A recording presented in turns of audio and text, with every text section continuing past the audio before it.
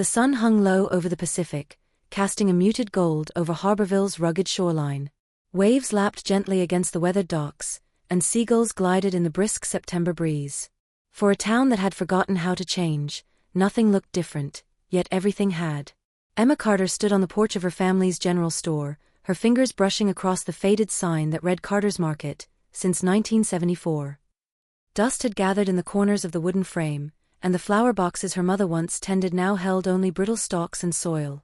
Emma had returned, not as a visitor from her medical school in New York, but as a daughter reclaiming a life she had once tried to escape. Behind her, the front door creaked open. "You sure you're okay with this, Em?" Lily's voice was soft, tentative. Her younger sister had always been the gentler one, the dreamer, with poems scribbled in the margins of cookbooks and stories whispered to seagulls as if they'd carry them across the sea. Emma turned around. "It's not about being okay," she replied. "It's about what needs to be done."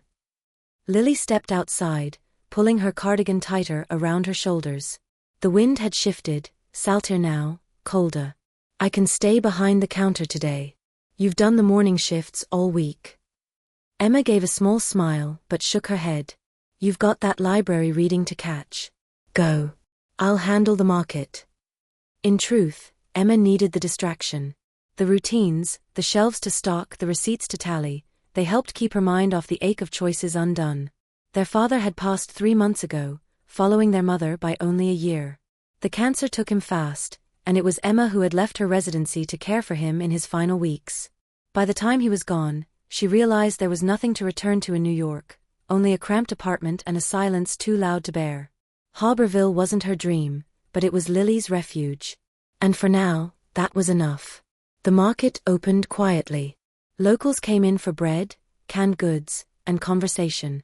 Mr. Jennings from the boatyard joked about the Carter girls being Harborville's best-kept secret, and Mrs. Ruiz insisted on leaving extra coins in the tip jar just because. Emma handled them all with polite nods, but her smile rarely reached her eyes. It wasn't until early afternoon that someone unfamiliar stepped inside. The bell above the door gave its usual chime, and in walked a man with a windbreaker still flecked with ocean spray. He looked to be in his early 30s, tall, with a day's stubble and a worn leather notebook tucked under one arm. "Afternoon," he greeted casually, glancing around the store. Emma's instinct kicked in, stranger, out of season, possibly lost. "Can I help you find something?" she asked from behind the counter. He turned to her, smiled. "Actually, yes. I'm looking for someone who might know about soil composition near Crescent Hill. I was told the Carter sisters run the place here." Emma raised an eyebrow. "You're talking to one of them. Emma or Lily?" "Emma." He stepped forward, extending a hand. "Nathan Brooks. I'm with Northwest Green Futures.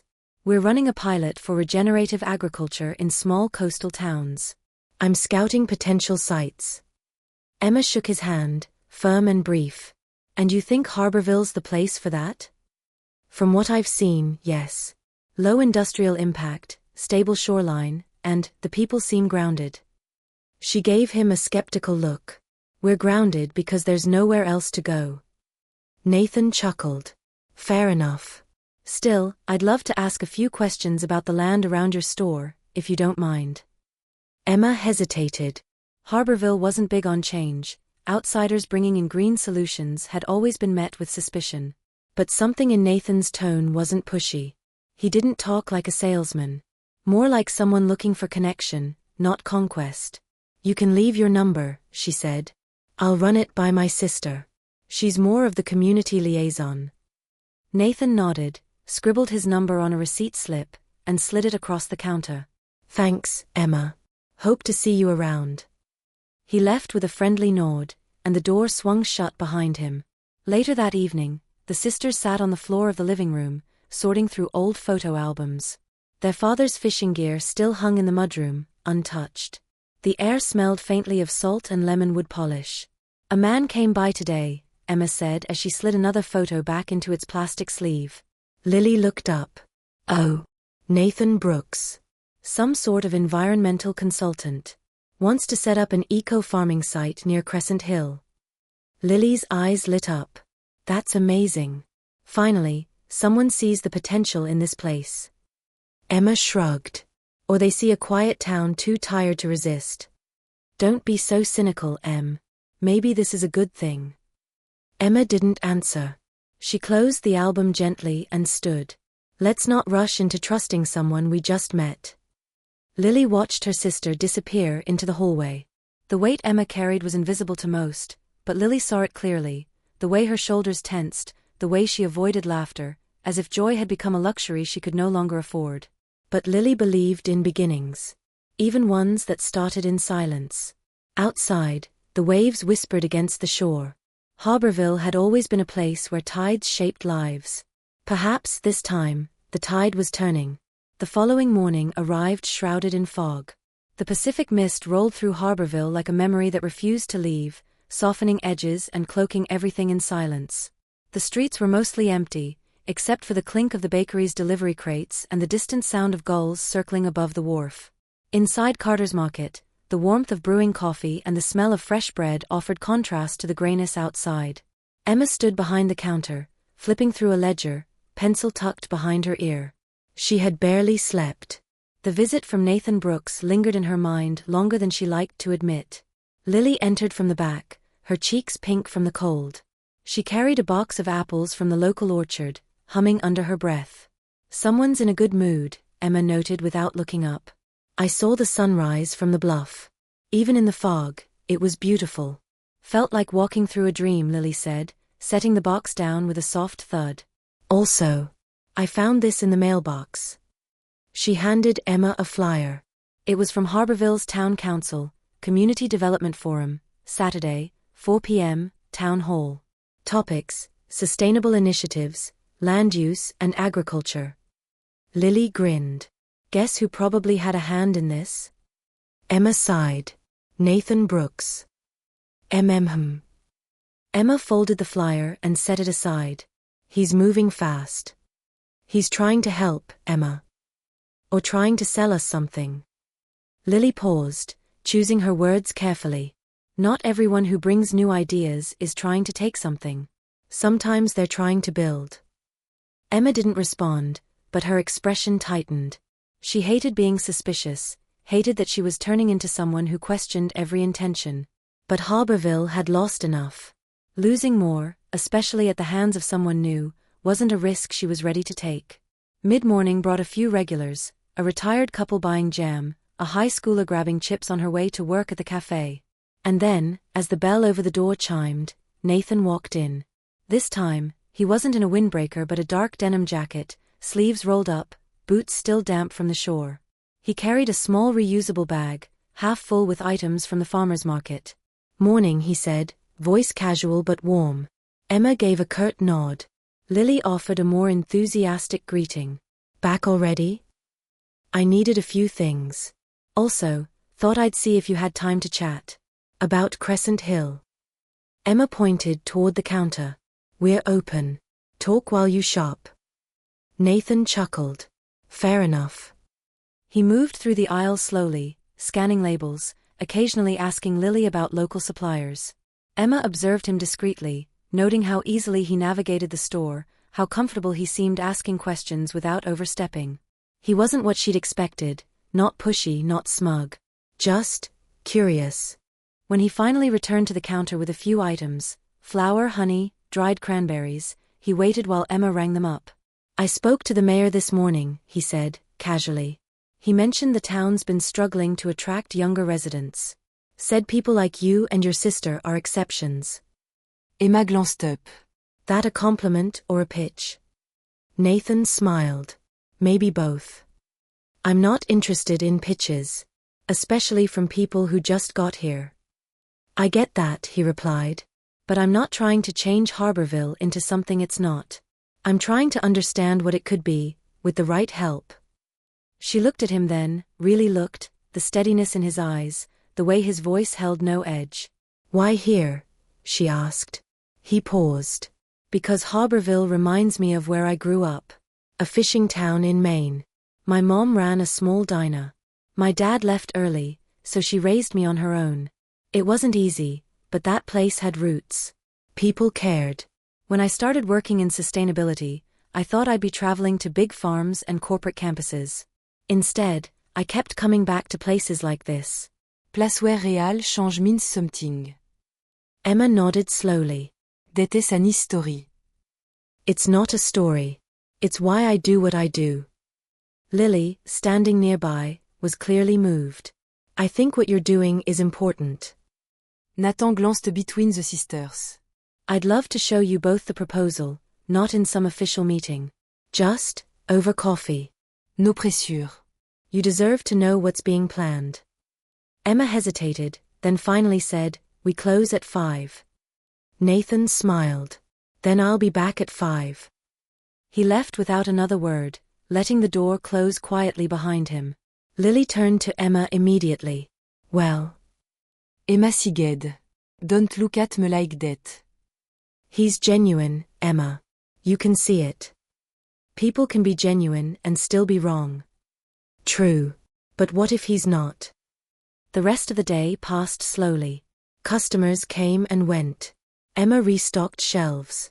Lily organized the new book corner near the front window, her little passion project to bring reading back to Harborville. But both sisters, in their own ways, waited for 5 o'clock. When the hour struck, Nathan returned, this time with 2 paper cups of coffee from the cafe down the road and a folder tucked under his arm. Emma, still in her apron, led him to the table near the back of the store, usually used for sorting invoices. He opened the folder and spread out a map. Crescent Hill has some of the best soil samples I've seen on the coast. Low nitrogen depletion, stable pH. Perfect for low-impact agriculture. The idea is to partner with local vendors, bring new income, not competition. Emma studied the document in silence. She couldn't argue with the science, it was sound. But it wasn't just data she was worried about. It was what came after. The ripple effect. Nathan seemed to sense her hesitation. I'm not here to bulldoze a field and build something you don't want. I'm asking to be part of something you already have, just in a different way. For the first time, Emma didn't reply with skepticism. She simply nodded. Lily, sitting beside her, finally spoke. I think we should at least hear him out. Emma looked at her sister. There was light in Lily's eyes, the same light she had when they were kids and dreamed about leaving Harborville behind. Maybe now, instead of leaving, they could build something here. Together. Emma turned back to Nathan. One meeting. At the town hall. That's all I'm promising. Nathan smiled. Dette sola masking. As the 3 of them sat there, cups growing cold and fog curling outside the windows, none of them realized that this quiet conversation would be the beginning of everything. Connection, confusion, love, and heartbreak. But for now, it was just 3 people, sitting at a table, imagining something more. Harborville didn't change overnight. The fog still blanketed the docks in the early hours. Fishermen still smoked hand-rolled cigarettes before sunrise. Children still chased one another past the old church steps. But for Emma, Lily, and Nathan, something had begun to shift, quietly, subtly, like the slow tug of the tide reshaping the shore. After the first meeting at Carter's Market, Nathan became a more familiar presence in town. He wasn't loud or flashy. He didn't walk into rooms expecting to be noticed. But he had a way of asking the right questions, about soil health, drainage patterns, family recipes, and school budgets. He helped the local mechanic install a new water pump. He volunteered at the library's after-school program. Before long, even the more skeptical residents started referring to him by name, not just that guy from Seattle. For Lily, his presence was something else entirely. One morning, she was restocking the local author section in the book corner when Nathan arrived, carrying a second-hand copy of a Wendell Berry essay collection. He held it out to her with a boyish grin. I figured a fellow word lover might appreciate this. Lily took the book carefully, fingers brushing his. Thank you. I love Berry. He writes about the land like it's a person. Nathan nodded. That's exactly what drew me to his work. He doesn't separate people from place.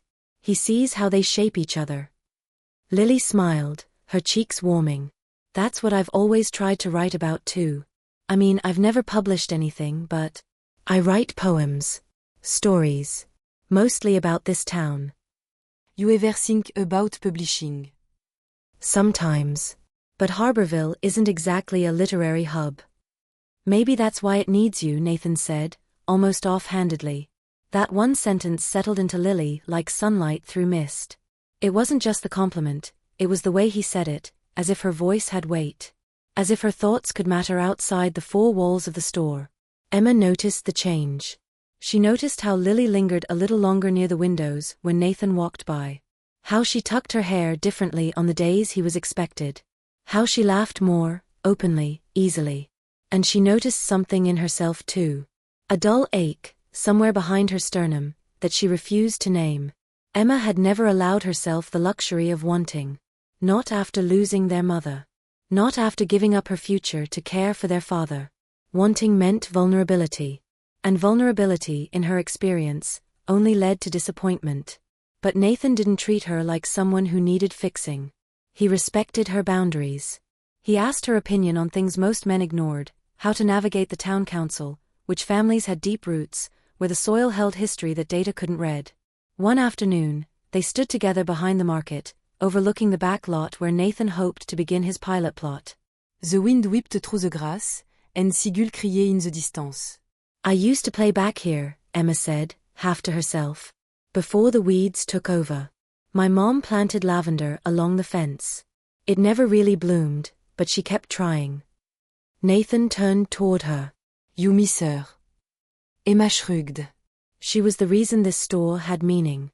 She believed in community, in listening. It's why people kept coming back, even when there were cheaper places 10 miles away. Nathan was quiet for a beat. I think you inherited more of her than you realize. Emma looked at him, startled by the softness in his voice. I'm not trying to replace anything, he added. Or disrupt what she built. I want to be a part of it. Emma didn't respond right away. The wind pulled a strand of hair across her face, and she tucked it behind her ear with practiced precision. You have a way of making people trust you, Nathan. Is that a bad thing? It's a dangerous thing. Later that week, the town held its community forum. The town hall was full, more than Emma had expected. Farmers, retirees, shopkeepers, teenagers. Some came out of curiosity, others with skepticism. Emma sat beside Lily near the front row. Nathan stood at the podium, calm but not rehearsed, a stack of notes beside him he barely touched. He talked about soil regeneration, but more than that, he talked about resilience, how Harborville could be a model of sustainable small-town renewal. He didn't speak in buzzwords. He spoke like someone who had lived through the same losses they had. And when he finished, the room was quiet. Then questions came, some doubtful, some hopeful. A few older residents raised concerns about property lines and water rights. A fisherman asked if the project would bring tourism, which he didn't want. Nathan answered each with patience, not evasion. Afterward, Emma overheard Mrs. Jensen whisper to her husband, he's not like the last one. He listens. Lily was glowing. That went better than I thought. Emma nodded slowly. It did. Back at the market that evening, they closed early. Lily went upstairs to journal, something she'd started doing again, and Emma stayed to balance the week's receipts. Nathan appeared just before dusk.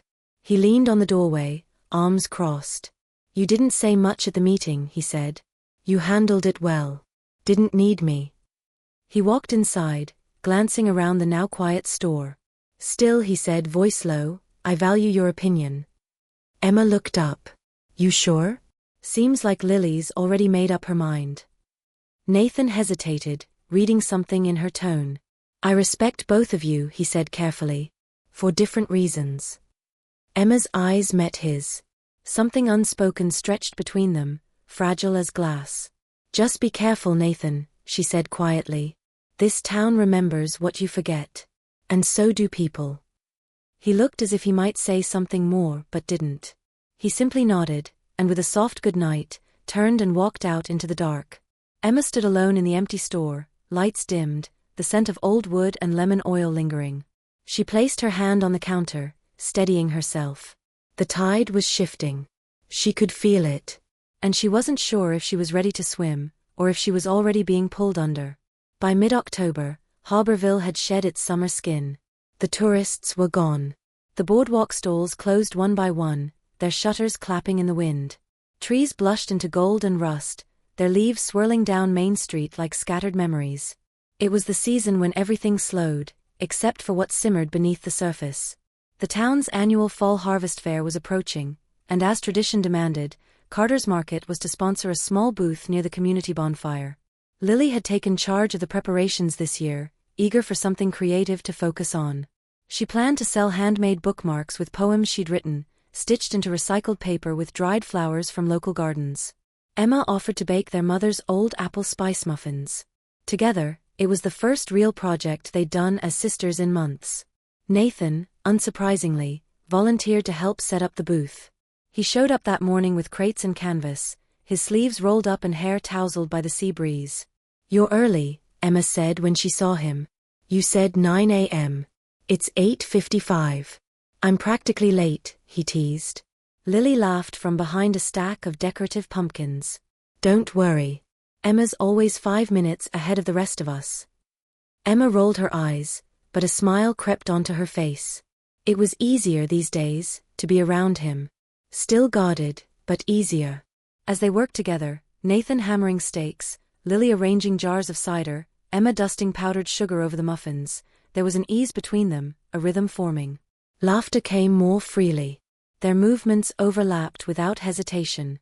For a moment, under the crisp autumn sky, it felt like something whole. The fair opened just after noon. Locals wandered through the booths, sipping hot chocolate and browsing handmade goods. Children played sack races in the field behind the firehouse. Folk music played from a crackling speaker. It was the kind of day Harborville was built for, simple, grounded, full of heart. Carter's booth drew steady attention. The scent of apple spice lured people in, and Lily's bookmarks, each tied with a tiny pinecone charm, sold quickly. Nathan hovered nearby, stepping in only when needed, never overstepping. It was Emma who noticed the way his eyes lingered on Lily when she laughed, the way he instinctively moved closer to her when someone asked about the poetry. Emma tried to ignore it. Tried to focus on customers, on refilling the cider cups, on anything other than the way her sister looked at Nathan like he was something she'd written long before he arrived. But as the sun dipped behind the hills and shadows stretched across the fairgrounds, the truth grew harder to avoid. Later that evening, after the booths had been packed away and the bonfire blazed in the town square, Emma found herself sitting alone on a bench near the water's edge. Her hands were wrapped around a cup of cider, long gone cold. She stared at the flames dancing in the distance, the laughter of the crowd fading behind her. She hadn't expected to feel this way, left out, peripheral. It wasn't jealousy exactly. Not of Lily. Never Lily. But something deeper. A sense of drifting. Like everyone else had found their place, and she was still circling. Nathan's voice broke her thoughts. "Mind if I sit?" Emma didn't look up. "Free country." He sat beside her, leaving a respectful space between them. For a few moments, they said nothing. Just listened to the waves and the crackle of fire. "You okay?" he asked finally. Emma sighed. "I'm fine. Just needed air." "You've been quiet all day." She looked at him then, her eyes tired. "Do you expect me to be thrilled watching you fall for my sister?" Nathan blinked, caught off guard. "I'm not." "Don't lie, Nathan. I'm not angry. I just want honesty." He leaned forward, resting his elbows on his knees. "It's not that simple." "It never is," she replied. "But it always starts simple, doesn't it? A smile. A joke. A shared moment." He didn't deny it. Instead he asked gently, "And what about you?" Emma hesitated. "I don't have time for soft things." "That's not an answer." She looked out toward the water, voice low. "I gave up everything once. For family. For responsibility. I've spent so long being strong that I forgot what it's like to want something that isn't mine to carry." Nathan was quiet. "Then, you can still want things, Emma. Even if they're messy." She turned to him finally, and asked the question she hadn't allowed herself until now. "If you had met me first, really met me, not through soil samples and council meetings, would it have been different?" Nathan didn't answer right away. When he did, his voice was soft. "I don't know." And that more than anything hurt. Because it was honest. They sat in silence again, the weight of unspoken things settling around them. Eventually, Nathan stood. "You're not peripheral, Emma. You're the reason this place still breathes. Don't forget that." Then he walked away, his figure fading into the crowd of flickering firelight. Emma stayed on the bench until the fire burned down and the square emptied. Alone under the stars, she let herself cry, not for lost love, but for the realization that some stories weren't hers to tell. Back at home, Lily was in their shared kitchen, humming as she arranged her unsold bookmarks on the table. When Emma entered, she turned with a smile. "You were amazing today," Lily said. "The muffins sold out in an hour." Emma forced a smile. "You weren't so bad yourself. Those poems really hit home." Lily stepped closer. "Can I ask something?" Emma nodded. "Do you think Nathan likes me?" The question struck like a quiet thunderclap. Emma's throat tightened. For a moment, she considered lying. But she couldn't do that to Lily, not after everything. "I think he sees you." Lily's eyes sparkled. "Do you think that's okay?" Emma paused. Then slowly, "I think you deserve someone who sees you." Lily reached for her hand, and they stood there, two sisters, bound by love and pain and unspoken sacrifice. In that moment, Emma realized what was coming. Not a storm, but something quieter. A shift. A choice. And the current was already pulling them in opposite directions. The first frost arrived overnight, dusting Harborville's rooftops in a thin layer of silver. The edges of leaves curled, and the morning air carried the scent of earth turning inward. Winter was still weeks away, but its promise lingered like a whisper. At Carter's Market, the days grew shorter and the hours quieter. Tourists were gone, and locals knew what they needed by heart. Emma appreciated the stillness. It gave her time to think, to plan inventory, to organize the storeroom. But it also gave her space she didn't want, room for thoughts she'd been trying to outrun. Nathan wasn't visiting the store as often, but when he did, it was almost always when Lily was around.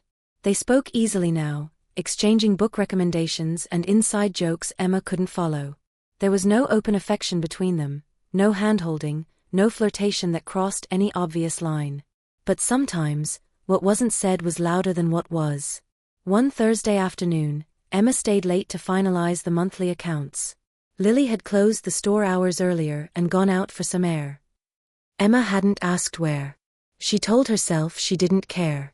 It was only when she passed by the bakery on her way home that she saw them, Lily and Nathan, seated outside under the patio heaters. 2 mugs of cocoa between them, their heads tilted close in conversation. Lily was laughing. Nathan was watching her with an expression Emma knew too well. It wasn't casual. It wasn't platonic. It was the kind of gaze that held quiet wonder. Emma froze. She wasn't angry. Not yet. What she felt was older, deeper, a slow pressing ache that came not from betrayal, but from inevitability. She didn't interrupt them. She walked on, heart thudding with the heaviness of things left unsaid.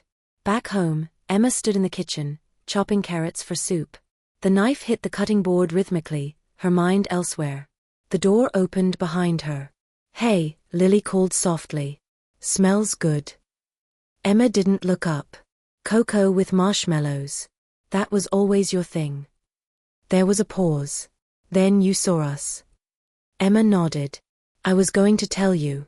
I didn't know how." Emma set the knife down, finally turning to face her. "There's a difference between not knowing how and choosing not to." Lily looked stricken. "I didn't mean to hide anything. I just didn't want it to hurt you." "It's not about me being hurt, Lily. It's about honesty." "I didn't plan this, Emma. I didn't chase him." Emma studied her sister, the way she fidgeted with her sleeves, eyes shiny but defiant. "I know. But that doesn't change the fact that it's happening." Lily stepped forward. "Do you have feelings for him?" The question hung in the air like frost. Emma didn't answer right away. She leaned against the counter, arms crossed. "I don't know what I have. I don't know if I let myself feel anything anymore." Lily swallowed hard. "I don't want to be the reason you get hurt." Emma sighed, her voice softer now. "It's not about blame. It's about boundaries. And trust." They stood there in silence, the distance between them stretching wider than the narrow kitchen floor. Later that night, Emma couldn't sleep. She lay awake, staring at the ceiling, listening to the wind tapping against the window panes. She thought about her mother's hands, how they had always found the right way to hold things that were breaking. She wondered what her mother would say now. Would she tell her to let go? Would she remind her that love wasn't always symmetrical? The next day, Nathan came by the store. Emma was alone behind the counter, organizing receipts. When she looked up and saw him, something in her face shifted, just enough for him to notice. "Hey," he said cautiously. "Is this a bad time?" Emma placed the papers aside. "That depends." Nathan approached slowly, the usual lightness in his stride tempered by tension. "I talked to Lily," he said. "Of course you did."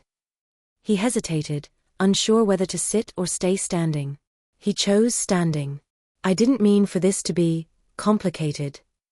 Emma gave a dry laugh. "That's the thing about emotions, Nathan. They don't care about what we mean." He nodded, guilt shadowing his expression. "I never wanted to hurt you." "You didn't." "Not really." She paused. "What hurts is realizing that I wanted something I was never going to reach." Nathan looked at her with quiet regret. "If I had met you first." Emma held up a hand. "Don't finish that sentence. It doesn't change anything." They stood in silence for a moment. Then Emma said, "I think it's time for some space. Between all of us." Nathan's shoulders dropped slightly, as if he had been expecting it. "I understand," he said. As he turned to leave, she added, "Take care of her. She's more fragile than she pretends." He looked back. "So are you." After he left, Emma sat down, letting the weight of everything settle. She wasn't sure what came next. All she knew was that something had ended. Maybe not a relationship, but a possibility. That evening, Lily found a note on her bed. "Lily, I love you. That will never change. But I need air. Not from you, but from the version of me I've been pretending to be. Don't wait for me. Just live." Oi. The next morning, Emma packed a small bag and left before sunrise. She didn't say where she was going. Just that she'd be back when she was ready. Lily stood on the porch, clutching the note, the wind tangling her hair. She didn't cry. Instead she whispered, "I'm sorry." But the waves below made no reply. Emma drove aimlessly for hours after leaving Harborville. The coastal roads twisted like the thoughts in her mind, winding, familiar, but leading nowhere specific. She didn't have a destination. All she knew was that she needed distance, not just from Lily and Nathan, but from the version of herself that had spent too long standing still. She spent the first night in a roadside motel 2 towns over. The bed sagged in the middle, and the air conditioner rattled like an anxious breath. But it was quiet. And for the first time in weeks, Emma allowed herself to sleep. Back in Harborville, Lily woke to silence. The house was colder without Emma. The rhythm was gone, the sound of her sister moving through the kitchen, the familiar scent of coffee brewing by 6. Carter's Market sat closed that day, its sign tilted slightly from the ocean wind. Neighbors noticed. A few knocked. Lily said Emma had taken a few days to clear her head. Most understood without needing more. But Lily's silence ran deeper. She hadn't told anyone, especially not Nathan, what she had discovered just days before. She hadn't told Emma either. She had been waiting for the right moment, for everything to feel steady enough to say the words out loud. But that moment never came. 2 mornings earlier, Lily had stood in the bathroom holding a test with 2 pink lines. The instructions were clear. The result undeniable. Pregnant. She stared at her reflection in the mirror, pale and wide-eyed, her hand trembling. In that instant, her entire world rearranged itself. She had only been with Nathan once. A night of comfort and vulnerability. Nothing was official, nothing defined. But now, everything was different. Tangible. She sat on the bathroom floor for nearly an hour, knees pulled to her chest, heart thudding like a trapped bird. She thought of her mother. Of Emma. Of the promises she'd made to herself. She thought of what it meant to carry a life inside her while feeling like her own had just begun. And still, she told no one. Now with Emma gone, that silence became unbearable. Nathan stopped by the house that afternoon, concerned. I noticed the store's closed, he said. Is Emma okay? Lily nodded slowly. She needed space. Nathan hesitated. Because of us? Lily didn't answer directly. Because of everything. He stepped inside carefully, unsure if he was welcome. They sat in the living room, each holding a mug they didn't drink from. Outside, the wind shook the branches of the trees, and a storm gathered quietly off the coast. I need to tell you something, Lily said finally. Nathan's posture straightened. Okay. She took a breath. I'm pregnant. The words landed heavily, without echo. Nathan blinked, then leaned forward, setting his mug down on the coffee table. Are you sure? She nodded. A long pause followed. Not heavy with judgment, but thick with disbelief. Lily felt her heart hammering in her chest. She tried to read his expression. Was it fear? Concern? Regret? When? He asked gently. 6 weeks, maybe more, she replied. I only found out recently. And, you're sure it's? Lily looked at him. You're the only person I've been with. He closed his eyes briefly, exhaling. Then, okay. Okay? She echoed. He nodded again, slowly. We'll figure this out. Together. Lily blinked. You don't have to say that just to be kind. I'm not, he said. I mean it. I don't know what this means yet, but I'm not walking away. Something inside her released, relief mixed with fear, joy laced with guilt. I haven't told Emma, she said. I wanted to. But then she left. Nathan nodded. We should tell her. She deserves to know. She'll be heartbroken. She'll be angry, he corrected softly. Then she'll come back. Because she's Emma. Meanwhile, Emma had driven inland, finding herself in a quiet town nestled between fir trees and mountain fog. She stayed at a small inn where no one asked questions. She spent her days walking the trails, letting the silence heal what the noise had broken. One morning, she sat on a bench overlooking a misty valley. A woman in her 60s sat beside her, knitting with quiet concentration. You look like someone carrying something, the woman said without looking up. Emma smiled faintly. I suppose I am. Leave it here, the woman said. The trees don't mind carrying what we can't. Emma didn't know what made her open up. Maybe it was the woman's calm voice or the anonymity of a stranger. But she found herself saying, I left someone behind. 2 someones. And I'm not sure if they're mine to return to. The woman paused her knitting. Love is not about ownership. It's about presence. About showing up, even when you're unsure. Emma nodded slowly. You don't have to go back perfect, the woman added. You just have to go back honest. That night, Emma sat in her room, writing a letter. She wasn't sure who it was for, Lily herself, maybe both. She wrote about choices. About sacrifice. About the pain of watching someone else be chosen. But she also wrote about forgiveness. She folded the letter and placed it in her journal. In the morning, she packed her bag and headed home. When she returned to Harborville, the air was thick with the scent of rain. She pulled into the driveway and saw Nathan's truck out front. Her chest tightened. Inside, Lily sat at the kitchen table, pale and quiet. Nathan stood behind her, one hand on her shoulder. They looked up when Emma entered. No words, just silence. Emma set her bag down slowly. I have something to tell you, Lily said, standing. Emma looked at her sister, already sensing what was coming. A new weight in Lily's posture. A softness in Nathan's gaze. Lily spoke carefully. I'm pregnant. Emma didn't flinch. She closed her eyes for a moment, then opened them again. Her voice didn't shake. I figured. You're not angry? Emma walked toward her, placed a hand on her shoulder. I'm overwhelmed. But not angry. Nathan stepped forward. We want to be honest with you. We don't know what this looks like yet, but we want to face it together. Emma nodded, then looked at Lily. You're going to be okay. Both of you. Lily's eyes filled with tears. I didn't want this to divide us. Emma shook her head. It won't. But it will change us. All of us. They stood together, the 3 of them, in the kitchen that had once smelled of apple spice and held 1,000 memories. Outside, the rain began to fall. Inside, something fragile had begun to heal. The rain continued for 2 days without pause. Harborville disappeared beneath a veil of mist, its edges softened by water and wind.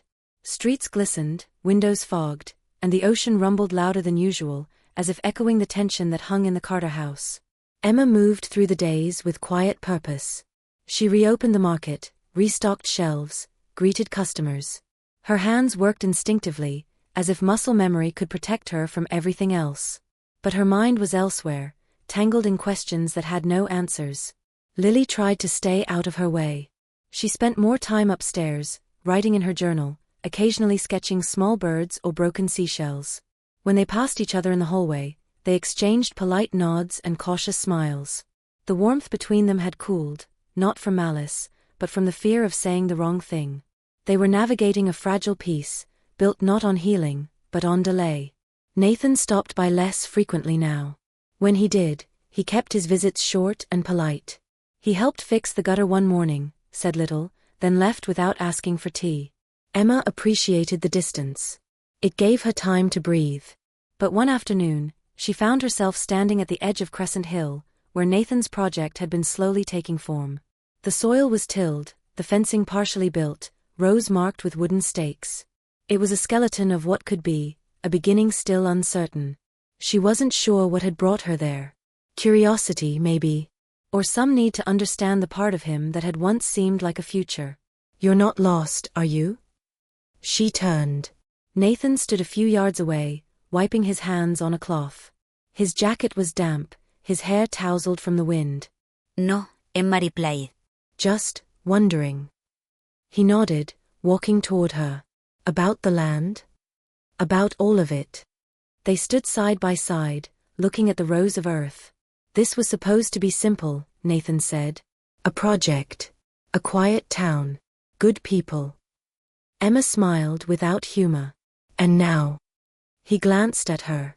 Now it's real. Complicated. Alive. They were silent for a moment before Emma asked, "Do you love her?" Nathan didn't hesitate. "I think I could. Maybe I already do." Emma exhaled. "Then that's all there is to say." "I never meant to." "I know," she interrupted. "You didn't mean to hurt anyone. But meaning doesn't erase what happened." He looked down. "You always see things too clearly." She gave a tired smile. "And you never saw me at all." Nathan didn't respond. They stood quietly, the wind rustling through the grass, the waves far below crashing with rhythm. Back at the house, Lily sat at the kitchen table, her hands resting on the curve of her belly. It wasn't much yet, just a hint, a softness, but it was enough to remind her, every moment, of the life growing inside her. She had started reading parenting books, but the words blurred on the page. Nothing felt real. Not the nursery she hadn't yet imagined. Not the future she was supposed to prepare for. Only the silence felt real, the space Emma had created by choosing calm over confrontation. When Emma returned later that evening, she found Lily folding laundry. There was something soothing in the motion, the repetition. A ritual of care. "Do you want help?" Emma asked quietly. Lily looked up, surprised. "I'm almost done." Emma stepped forward anyway, picking up a soft blue sweater. "It used to be mine, didn't it?" Lily smiled faintly. "You outgrew it. I claimed it."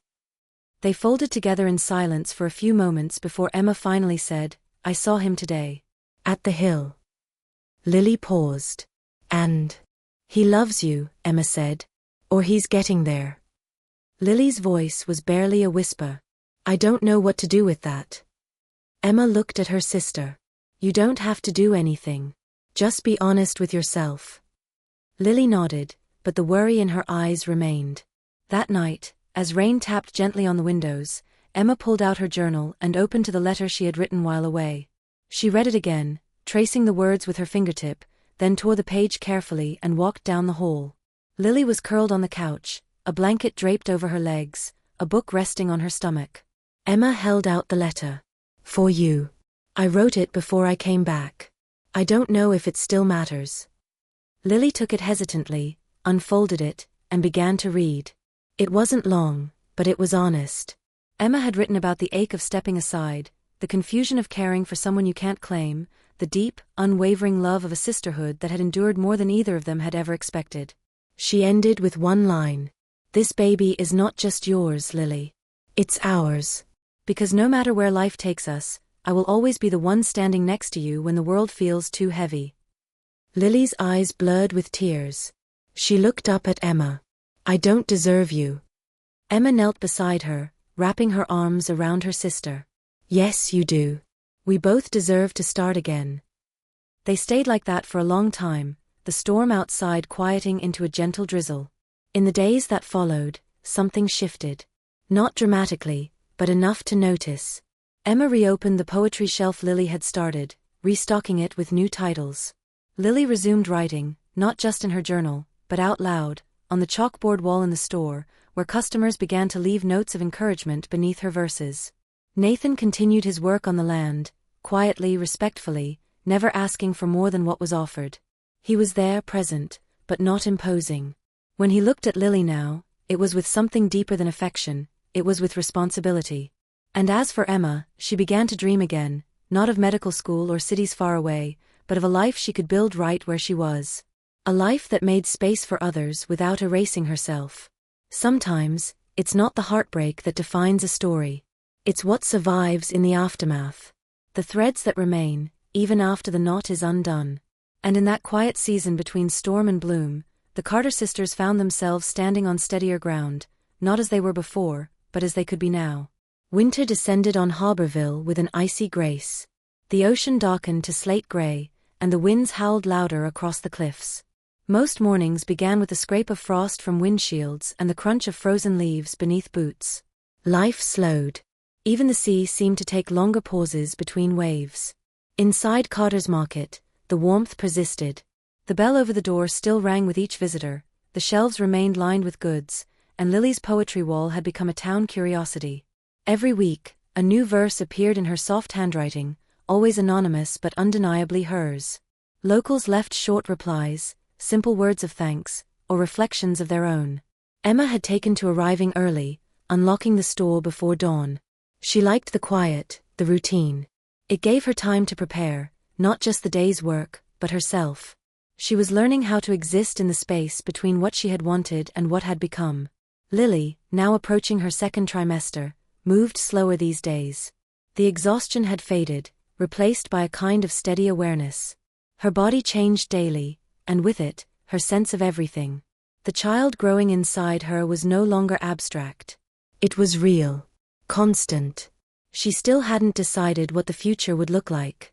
Nathan had offered support, not just in words but in actions. He built a crib from reclaimed cedar. He took her to her doctor appointments. He sat beside her without pressure, without expectation. But Lily was cautious. The simplicity of their early connection had been altered by consequence. She didn't regret the baby, but she no longer romanticized the circumstances that brought it into being. She had grown, and with growth came questions. One evening, after the market closed and the last light slipped beneath the horizon, Lily and Emma sat in the living room, sorting through a box of their mother's old things. Winter had kept them indoors, and with the fire burning low and the storm outside, it felt like the right moment to remember. They unfolded scarves that still carried the scent of lavender, turned the brittle pages of handwritten recipes, and found forgotten photographs tucked between letters. Emma pulled out a small leather-bound journal. "I didn't know she kept this," she said. Lily leaned in. "Is it hers?" Emma opened it slowly. Inside were passages, simple reflections. Notes on the girls when they were little. Dreams she had for them. A recipe she never finished. A prayer she wrote but never sent. One entry stood out. "I don't want my daughters to inherit my silence. I want them to speak, truthfully, even when it's hard. Especially then." They read it twice. Neither spoke for a while. Finally Lily said, "She would have loved this baby." Emma smiled. "She would have insisted on the name." "Do you ever think about names?" "I used to," Lily replied. "Before I knew I'd have to choose one." Emma closed the journal gently. "You don't have to decide everything now." But I do have to decide something, Lily said. About Nathan. About us. Emma looked at her sister, sensing the weight behind the words. What are you afraid of? That I'm holding on to the idea of love instead of the reality of it. Emma nodded. That's not a small fear. The storm outside rattled the windows, but the fire held. In the glow, they sat side by side, two women shaped by loss and choice, bound by something more enduring than either had expected. A few days later, Lily invited Nathan for tea. They sat in the kitchen where so much had changed, the baby's first ultrasound taped to the refrigerator door. The kettle whistled between them, and when the tea was poured, Lily folded her hands in her lap. I need to ask you something, she said. Nathan leaned in. Anything. If I wasn't pregnant, if none of this had happened, would you still be here? He didn't answer immediately. He sipped his tea, set it down, then met her eyes. I can't say I'd be in Harborville. Maybe not today. But if I had met you, regardless of the timing, I know I would have stayed. Lily searched his face. Are you sure you're not staying out of obligation?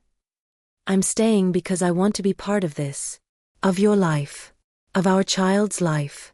But I'm also staying because I care about you, Lily. More than I expected to. More than I said. She nodded, absorbing the words. I don't know what kind of family we're going to be, she admitted. But I want to raise this child in honesty, not in fear. Then let's build something honest, Nathan said. Even if it's imperfect. Meanwhile, Emma sat on Crescent Hill, overlooking the winter sea. She hadn't been there since the day she confronted what she could never have. Now, wrapped in a heavy coat, breath visible in the air, she let herself feel it all again, but without bitterness. She thought about her mother. About the journal. About her own silence. And for the first time in a long while, she wondered if there was still a future that belonged only to her, not as a caretaker, not as a sister, not as a would-have-been lover, but as Emma. Later that week, Emma surprised Lily by repainting the nursery room. It had once been their playroom, filled with books and drawings. Now it was pale yellow, soft and warm. You didn't have to, Lily said, standing in the doorway. I wanted to, Emma replied. I think it's going to be beautiful. Lily placed a hand on her belly. So do I. They stood together in the doorway for a long time. You're going to be an amazing aunt, Lily said. Emma smiled. And you're going to be a brave mother. As the weeks passed, the storm eased. The air cleared. And in the stillness that followed, something new began to grow, not loud or dramatic, but steady, like roots beneath the soil. It wasn't the life they'd expected. But it was the one they were learning to claim. March arrived with a quiet grace, bringing with it the first signs of spring. The frost finally released its grip on Harborville, and green began to creep cautiously back into the landscape. Snowdrops bloomed by the roadside, and the scent of saltwater turned gentler in the breeze. Life didn't restart all at once, it unfolded slowly, like the petals of a flower learning to trust the sun again. Lily's belly had rounded considerably by then. She moved more deliberately, her hand often resting over the curve, as though grounding herself with the rhythm of the tiny heart beating inside her. The townsfolk greeted her with warmth and subtle awe. Harborville didn't see many new lives begin. Her pregnancy had become not just her journey, but the community's quiet hope. Nathan remained close, never intrusive. He drove her to prenatal appointments, painted shelves in the nursery, and fixed a leak in the upstairs bathroom without being asked. They were still figuring out what they were to each other, and what they weren't. There was affection, yes. Trust. But the romance they had once brushed against had settled into something quieter, partnership perhaps, or something adjacent to love that didn't need labels. Emma had returned fully to her rhythm at the market. She ran the books, handled deliveries, and managed the customer flow with quiet efficiency. But she also began to carve out small pieces of time for herself, an early walk along the bluffs before the store opened, an hour each week dedicated to reading, not to learn or prepare, but simply to enjoy. She had even submitted an application to a part-time online writing course, something she'd hesitated to do for years. And once a week, she wrote letters. Not emails. Not texts. Real letters, handwritten, sealed in envelopes, left on Lily's nightstand or tucked into the pages of her poetry books. They weren't always long. Sometimes just a quote from a favorite novel, sometimes a childhood memory. But they were always thoughtful, always sincere. It was how Emma processed things she couldn't say aloud. It was how she showed she was still there. Lily responded in kind. Folded poems slipped between cans in the pantry. A watercolor painting of the sea on a napkin. A note reading, "Thank you for holding the pieces until I learned how to carry them myself." They had rebuilt their relationship not with grand apologies, but with small, consistent acts of grace. Then one morning in late March, Lily felt the first sharp pain. It was early, just past 6. She was in the kitchen, preparing toast, when the cramp came. It passed quickly, but left behind a ripple of fear. She sat down, breathing steadily.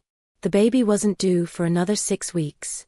Emma found her moments later, hunched slightly, hand pressed to her abdomen.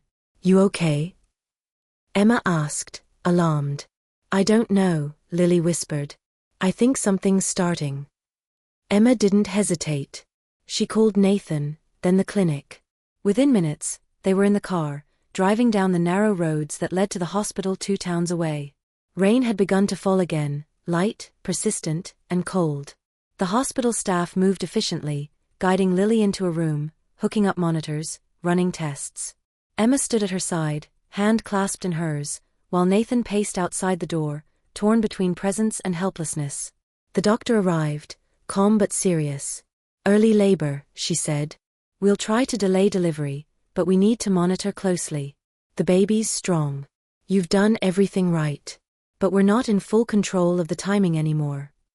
Lily nodded, eyes glassy. Emma didn't leave her side. 4 hours, the 3 of them remained in a holding pattern, waiting, hoping.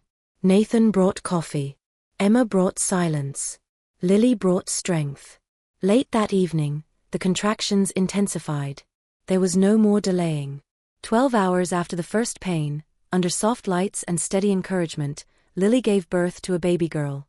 She weighed just under 5 pounds, but her cry was strong, a defiant, beautiful sound that filled the room and broke whatever tension had remained. Lily wept. Nathan stood frozen for a moment, then laughed quietly, a sound of disbelief and joy colliding. Emma sat in the corner, tears in her eyes, her chest rising and falling with relief.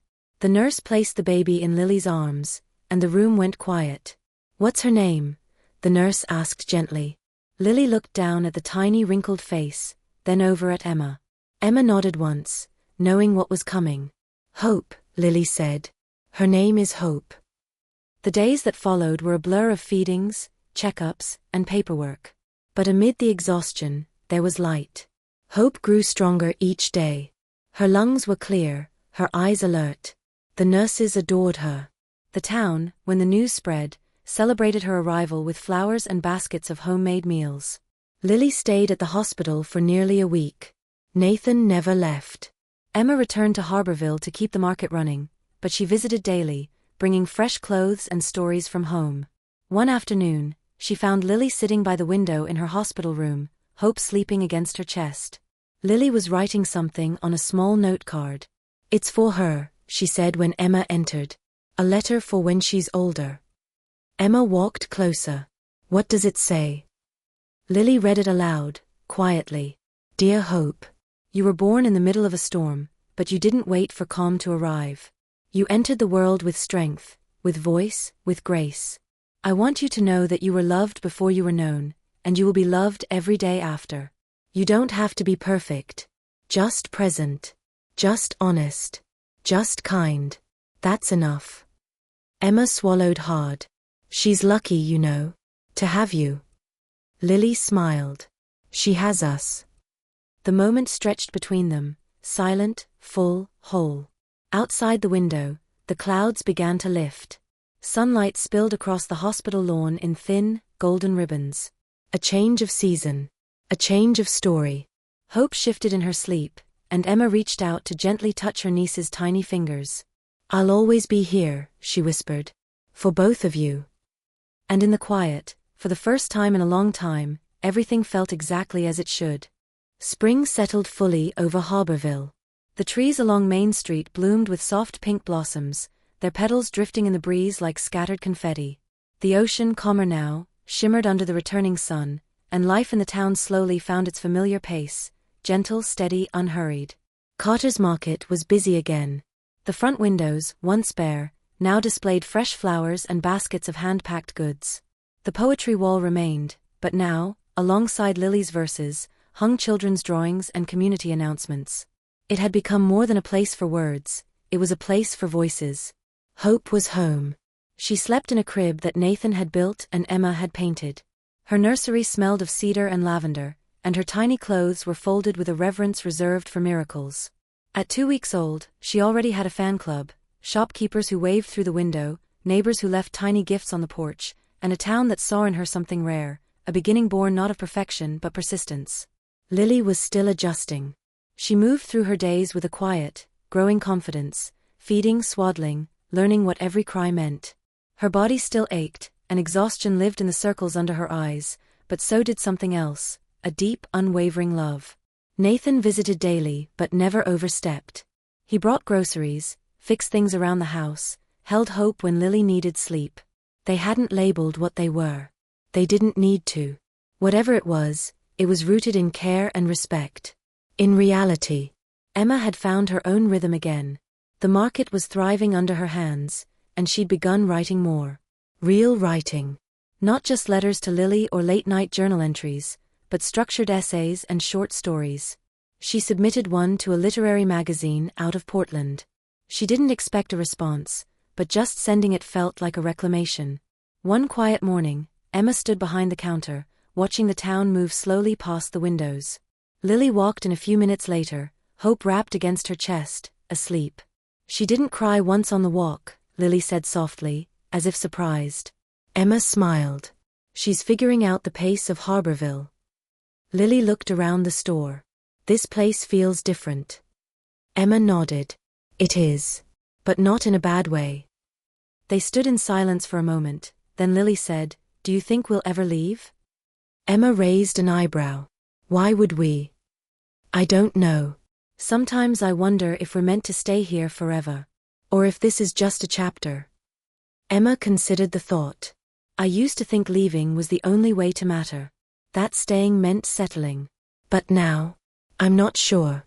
I think we make meaning where we are, not where we go. Lily looked at her. Do you ever regret what happened? With Nathan, I mean. Emma was quiet for a moment. No. Not anymore. I think we were meant to cross paths, but not to stay on the same road. Lily's eyes softened. Thank you. For everything. For staying. For forgiving me. Emma reached over and touched Hope's tiny hand. You both gave me something to stay for. That evening, the town held a spring gathering on the bluff overlooking the water. It was simple, a few tables of food, some lanterns strung between trees, and a handful of musicians playing folk songs. The whole town came, as they always did, wrapped in sweaters and carrying stories. Emma wore her mother's old scarf.